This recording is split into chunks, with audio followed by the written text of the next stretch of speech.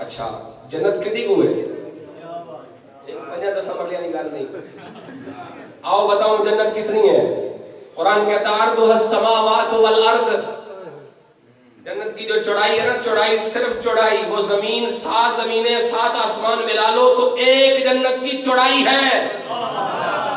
قرآن ہے جنت کی چوڑائی 7 زمینوں 7 آسمانوں کے برابر، یہ ایک جنت. اور عام طور پہ خوبصورت مکانات حضور والا لمبائی میں زیادہ ہوتے ہیں، چوڑائی میں کم ہوتے ہیں. ایسا ہی ہے نا، خوبصورت جگہ خوبصورت محل جو ہوتا ہے نا وہ لمبائی میں زیادہ ہوتا ہے، چوڑائی میں تھوڑا ہوتا ہے.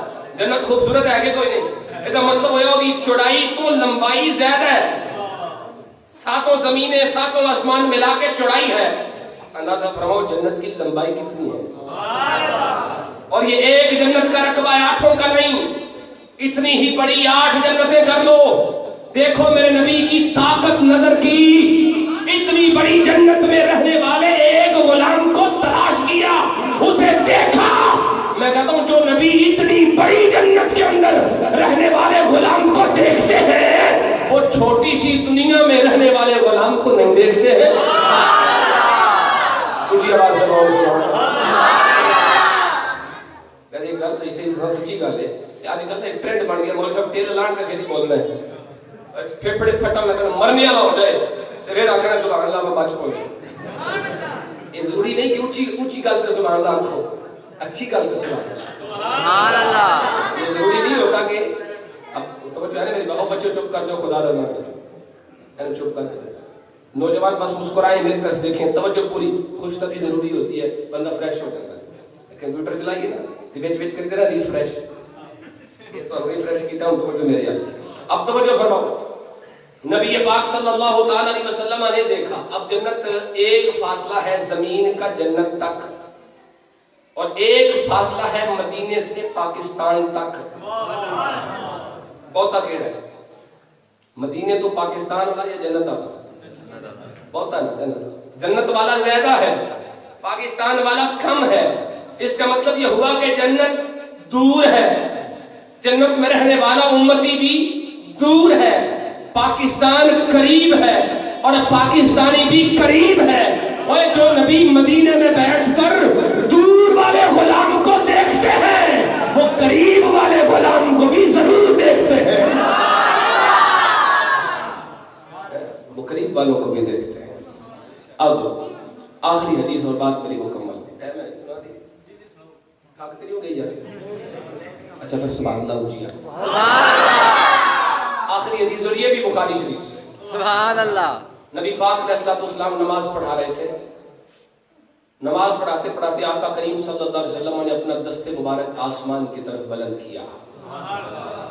کسی چیز کو حضور نے پکڑا، چھوڑ دیا، ہاتھ نیچے کر لیا، نماز مکمل، سلام پھر گیا. صحابہ کرام میں سے ایک نے عرض کی یا رسول اللہ رأیتک تناولت الشیء. دیگر کتابوں میں یہ الفاظ ہیں، رأیتک، بخاری میں نہیں ہے یہ، رأیتک تناولت الشیء.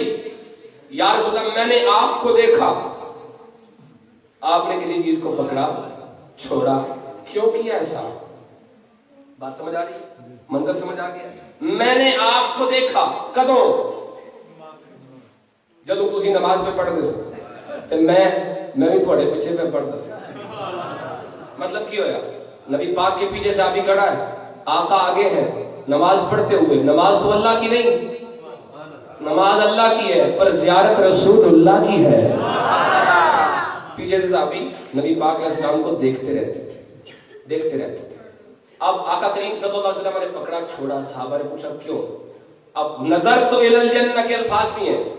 فرمایا میں نے جنت کو دیکھا، مجھے ایک گچھا نظر آیا انگوروں کا.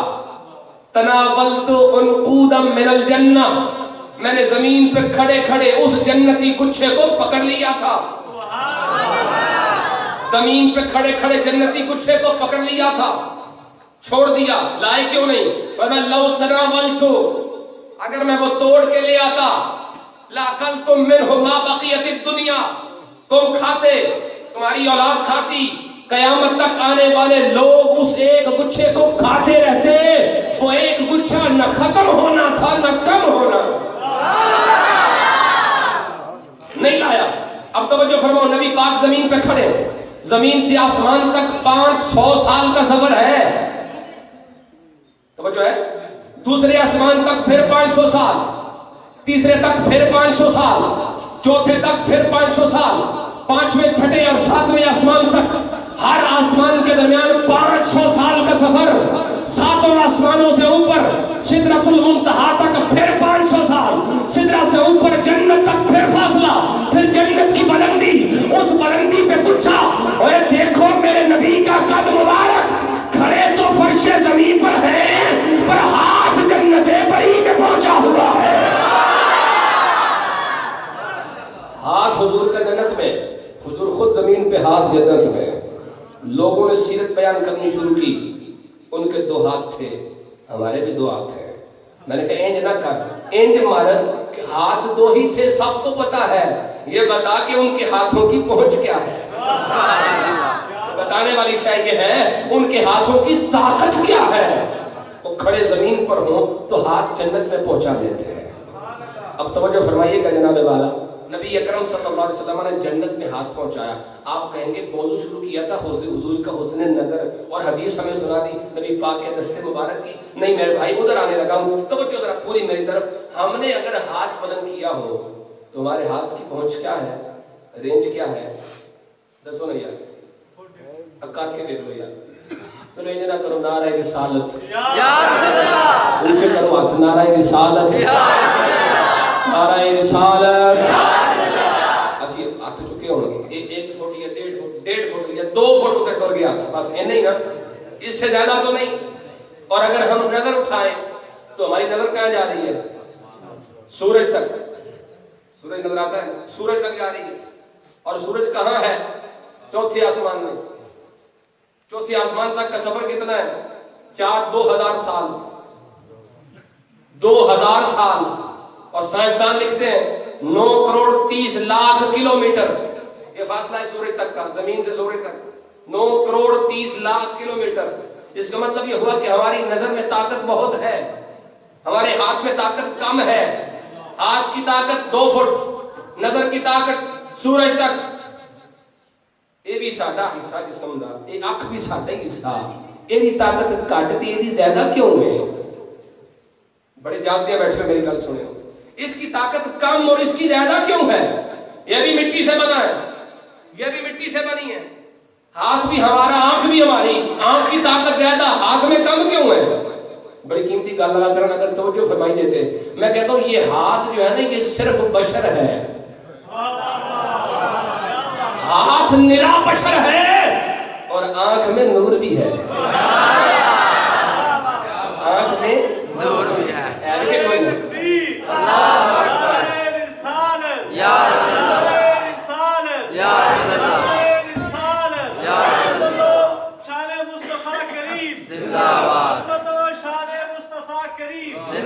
میرا خیال ہے تھک گیا، میں چھڈوں بس، میں توجہ فرماؤ 2-4 منٹ۔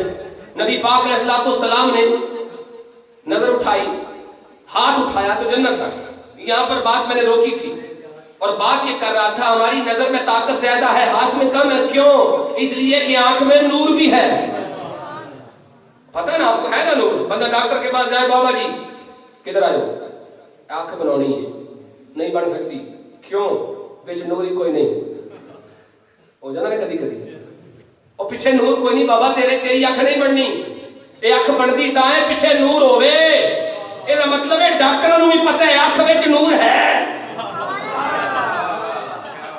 نور اکھ وچ ہے، تے بندہ تے بشر نہیں، او بولنا بندہ بشر ہے نا، تے وچ اجے بھی نہیں مکیا جھگڑا، اجے بھی گل نہیں مکی کہ بشر بھی تے نور بھی ہے، کہ بشر بھی تے نور بھی، او کنے سال ہو گئے بشر بھی تے نور بھی، کہ مکیا جھگڑا؟ بھائی اپنے آپ نو وے، تیرے وچ بشریت بھی نورانیت بھی، جیڑا رب تیرے وچ تیری اکھ وچ بشریت تے نورانیت جمع فرما سکدا ہے، وہ اپنے نبی نو نور دا بنا کے بشر دا لباس پوا کے دنیا تے مبعوث فرما سکدا ہے۔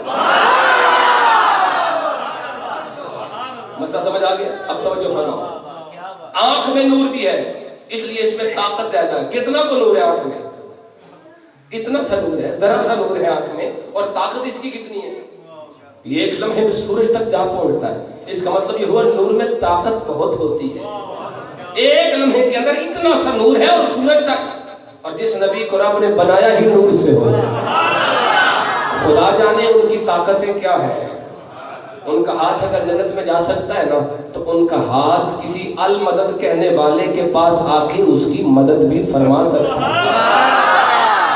کیونکہ صفات جو تب تھیں اب بڑھ گئی ہیں. میں نے آپ کو قانون بتا دیا ہے. جو حضور کی صفتیں شانیں تب تھی نا 1400 سال پہلے, اب وہ بڑھ گئی ہیں اور ہر روز بڑھ رہی ہیں, ہر لمحے بڑھ رہی ہیں. قرآن ہے یہ. اب توجہ فرماؤ. نبی پاک صلی اللہ علیہ وسلم غلاموں, ہم ہاتھ اٹھائیں تو ہاتھ کی طاقت 1.5 فٹ, ہم نظر اٹھائیں تو نظر کی طاقت سورج تک. اگر یہی قانون, اگر بالفرض یہی قانون حضور کے لیے بھی ہو, ہاتھ اٹھایا تو ہاتھ جنت تک, کچھ نہیں نکلتے. پھر سنو, ہم ہاتھ اٹھائیں تو ہاتھ 1.5 فٹ اوپر, ہم نظر اٹھائیں تو نظر ہماری سورج تک. نظر اور ہاتھ کی طاقت میں ڈیفرنس ہے, اختلاف ہے بہت زیادہ.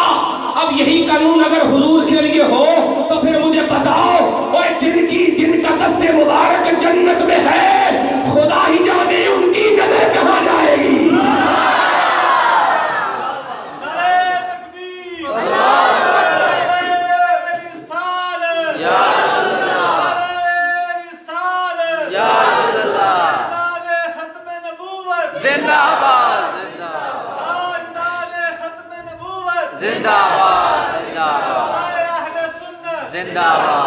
نبی پاک صلی اللہ علیہ وسلم, اللہ نے وہ غیب بنایا ہی نہیں جو حضور کی نظروں سے چھپایا ہو.